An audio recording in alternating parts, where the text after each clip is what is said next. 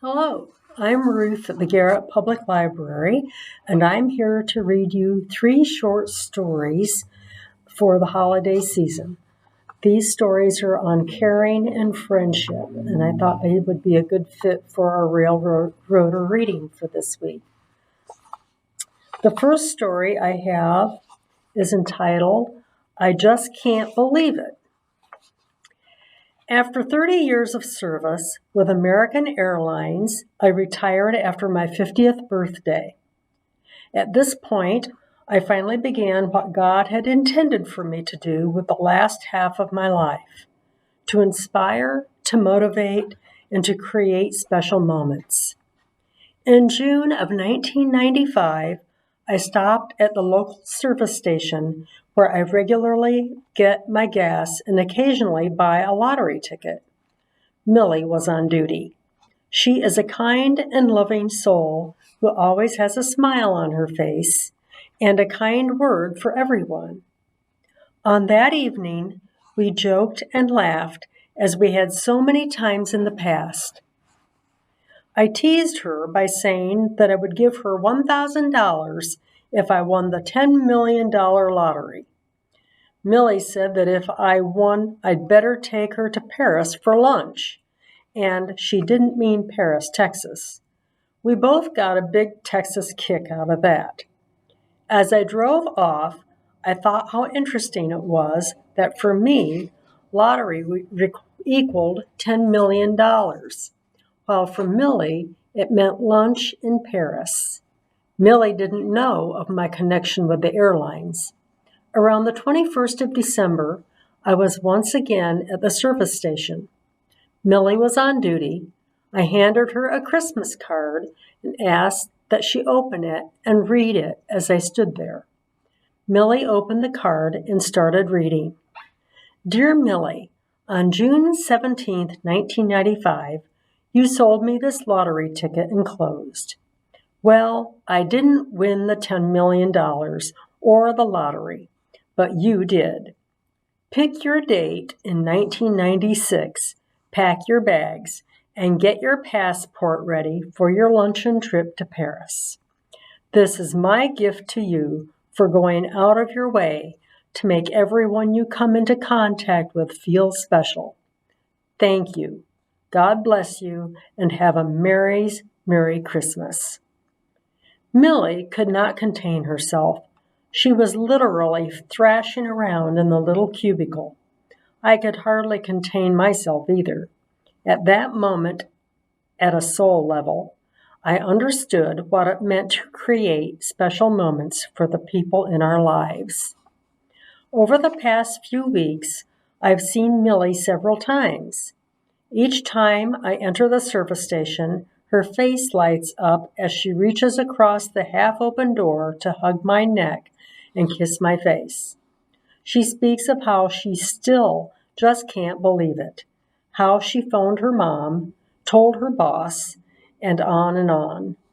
But what touched me the most was when Millie told me, Marianne, it says in my will that if I died before I got that lunch, my instructions were to have my ashes sprinkled over Paris.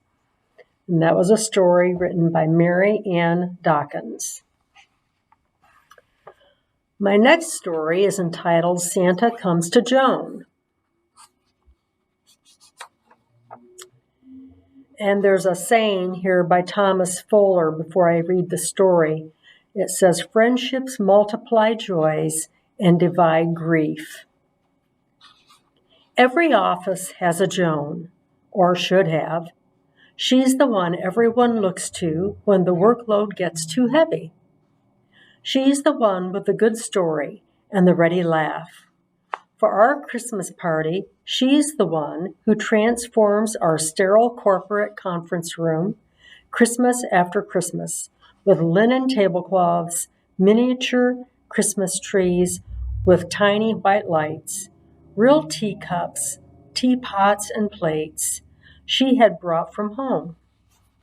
Joan is also a breast cancer survivor who was diagnosed with lung cancer early this year.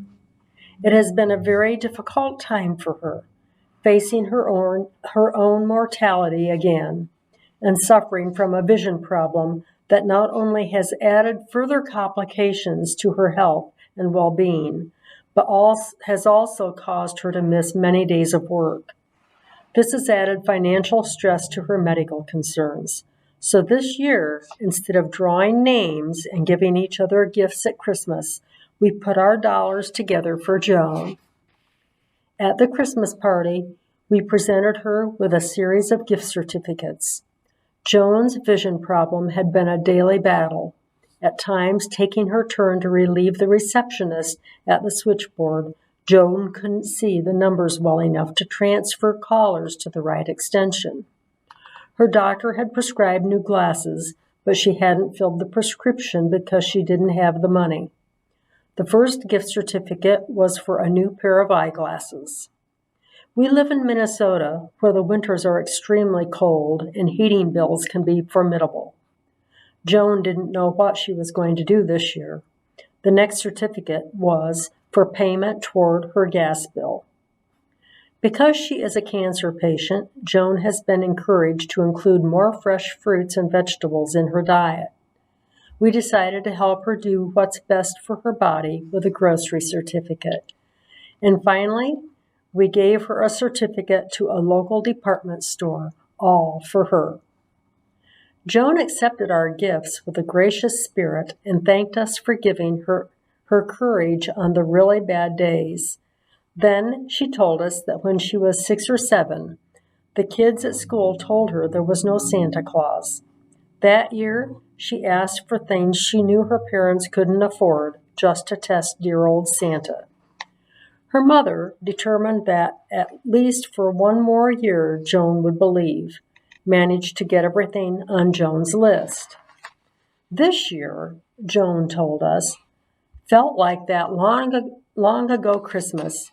She could now believe once again that dreams really did come true. It was our best Christmas party ever. And that was written by Angela Barnett.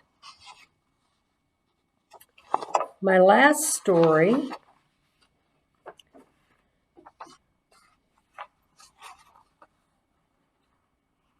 is entitled The Archangels. And this saying below the title is written by Bernard Gunther. And it says, "It is better to give and receive," which is a little bit different because it used to be you'd hear it is better to give than receive. Well, this is a little bit different because this story goes along with this saying.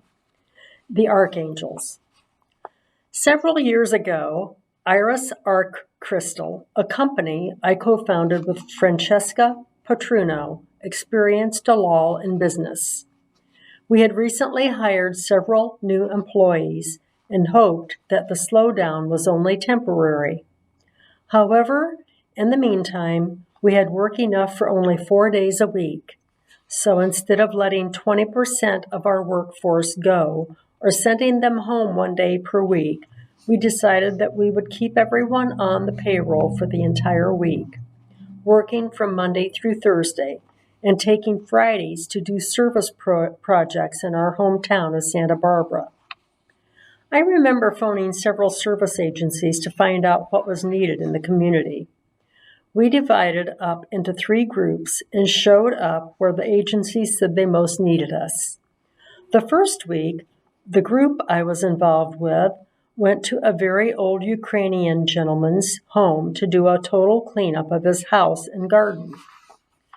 When we arrived, an elderly woman greeted us at the door. We thought she was the wife, but it turned out she was the daughter. She was 75, and her father was 97. She told us what we needed to do, and we proceeded to clean the house from floor to ceiling and clean up the yard as well. It is amazing how much work a group can get done when everyone is working together and being of service to someone who really needs the help. That gentleman's house went from dirt and dinginess to a sparkling clean palace by the time we finished at the end of the day. The thing I most remember about that day, however, was not the great cleaning job that we did, but something altogether different. When we first walked into the house, I noticed the wonderful pen and ink drawings that adorned the walls in all the rooms of the house.